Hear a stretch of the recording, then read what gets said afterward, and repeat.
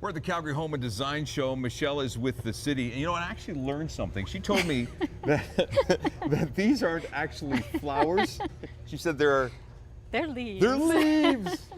It's amazing what I can learn from you, I'm Michelle. helping him out here. Yeah, she's helping me out. He has a lot to learn when it comes to gardening. I certainly do. This being the official start of fall. Right. When we talk about fall, a lot of people don't even really talk about their gardens or what they should Right. do with their yards. Right. Michelle, you're here to help us. Exactly. Well, we are having the most fabulous weather. Aren't we lucky? And Wow. we should be taking advantage of it because this is actually a great time to start thinking about spring 2013 and having some fantastic color in our garden.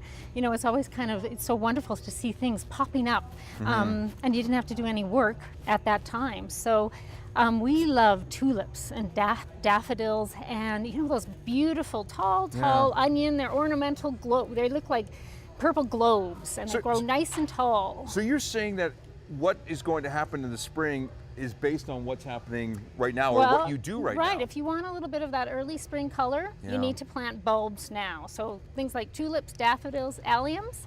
Those are great yard smart plants. They don't use a lot of water, and now's the right time to plant those. And is it the right time because the ground is softer?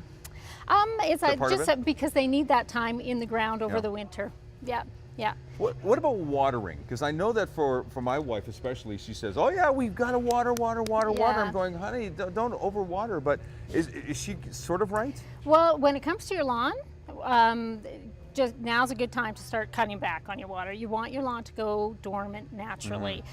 That will help you have a more resilient lawn and one that's more drought tolerant in the end. So if there was ever a time when we really had a bad drought, your lawn would be able to handle it much better. So for a lot of people that have, say, their automatic sprinkler system set on an automatic time, and they've had it set the same standard kind of timing all summer, now's a really good time to really cut back on that. Really, the nights are so cool now that really you don't even need to be watering your lawn right now. You can, but you don't need to be. So if there's one piece of advice that you would like to pass on to our homeowner here about their yard, what would that one piece of advice be? Well, we're really asking people to really rethink the amount of lawn that they have in their yard, and even just removing small sections of it can make a really big impact on the amount of water that they use over the summer.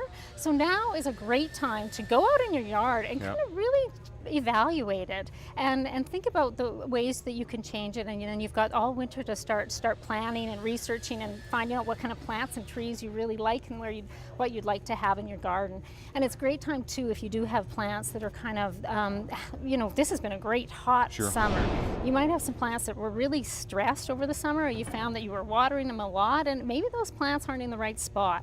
Maybe they need to be moved in a more shady spot, or maybe they need to be grouped with plants that really like a lot of water, and then you can put plants that don't like water together. So group those plants. So when things are still fresh in your mind about how things went this year with your garden, it's a really good time to start planning for next year. So when you start thinking about spring, start now. Exactly. Great stuff, Michelle. Yeah. More of Go Calgary coming up. Let's go for a walk around this place. It's beautiful. Sounds great. Yeah, nice.